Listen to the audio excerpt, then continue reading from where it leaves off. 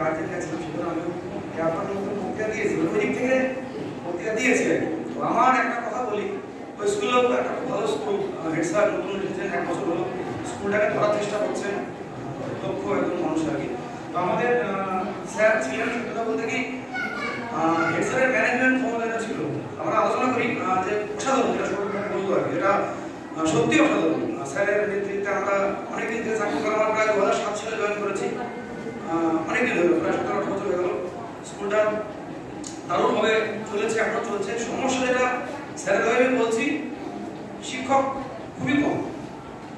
আমাদের স্কুলে 2300 স্টুডেন্ট, 2300, আর একটা জগন্নাথ স্কুলের মতো অত বড় স্কুলের স্টুডেন্ট সংখ্যা 1800। আপনি পাশাপাশি স্কুলে দেখবেন অনেক স্কুলের স্টুডেন্ট সংখ্যা 2,000 স্টুডেন্ট, 1000-এর নিচে। আমাদের কিন্তু ইউনিট অনেক, আর এখন বর্তমানে 25-26 জন শিক্ষক, যেখানে এখানে 40 জন শিক্ষক ছিল, অনেকে চলে গেছে। যেমন সায়েন্সের, ইংরেজির কোনো 5 জন আছে, কোনো অসুবিধা হয় না, কিন্তু এমন সাবজেক্টে ভূগোলের আমাদের শিক্ষকই নেই। ওই যে বলছিলেন যে সেই শিক্ষককে পাওয়া যায় না, কেমন করে পাওয়া যায়? ভূগোলের মাত্র একজন শিক্ষক, এতগুলো ইউনিট, তার পক্ষে সম্ভব না সমস্ত ক্লাসে ভূগোলের দক্ষ শিক্ষক স্যারের পক্ষে দেওয়া, বা যেই দায়িত্বে নেই তার পক্ষে দেওয়া কিন্তু সম্ভব। তাহলে আমাকে হয়তো ভূগোলের 5 ক্লাসটা নিতে হবে, আমি কিন্তু ইংলিশটা হয়তো ভালো নিতে পারবো, আমি কিন্তু ভূগোল করতে পারবো, এইটা ব্যাপার। এবং যারা ধরেন কিছু হয় কি, ক্লাস স্কুলটা চালাতে গেলে অনেক স্কুলের কাজ করতে হয়, সেই কাজগুলোর জন্য অনেক ভালো ভালো শিক্ষক ক্লাস নিতে পারে না, ইংরেজি কথাই বলছে, সেখানে হয়তো সেই ইংরেজি ক্লাসে অন্য একজন যায়, সে হয়তো তার পক্ষে হয়। এগুলো একটা বাস্তব সমস্যা কিন্তু একটা স্কুলের পক্ষে। বিষয় পরে হবে, আমরা চেষ্টা করছি।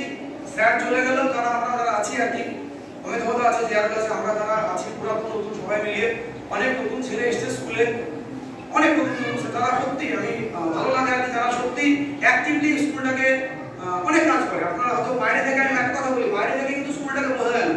একটা স্কুলে এখন অনেক কাজ থাকে, অনেক কাজ। আপনারা যদি আসলে এসে দেখুন একটা স্কুলে কত কাজ থাকে, কত রকম স্কলারশিপের টাকা থাকে, অনেক পড়ানোর বেলা একটা আলাদা পার্ট, তার বাইরে স্কুলে একটা স্কুল চালাতে গেলে প্রচুর কাজ থাকে, যে কাজগুলো হয়তো আমরা যদি ভাবি যে হেডমাস্টার হতে, ভাবছি যে হেডমাস্টারের পরীক্ষা দেওয়ার আগে আমি ভাবছি যে একটা স্কুল চালাতে গেলে এতগুলো লোক দরকার, ম্যানেজমেন্ট দরকার, তবে গিয়ে হেডমাস্টার হয়তো ভাবছি অপমাস হেডমাস্টার হবে, কিন্তু ভাবছি এটা ভাবছি যে একটা এরকম এত বড় স্কুল চালাতে গেলে আমাকে কত লোক দরকার, কত ম্যানেজমেন্ট দরকার, তবে গিয়ে একটা স্কুল প্লাস স্যার দরকার, তবে গিয়ে একটা ভালো হেডমাস্টার বা ভালো একটা স্কুল চালাতে পারা যাবে। অনেক কিছু বস্তু তারপর হয়তো একটা জায়গা থেকে দেখছেন, আমরা একটা জায়গা থেকে দেখছেন।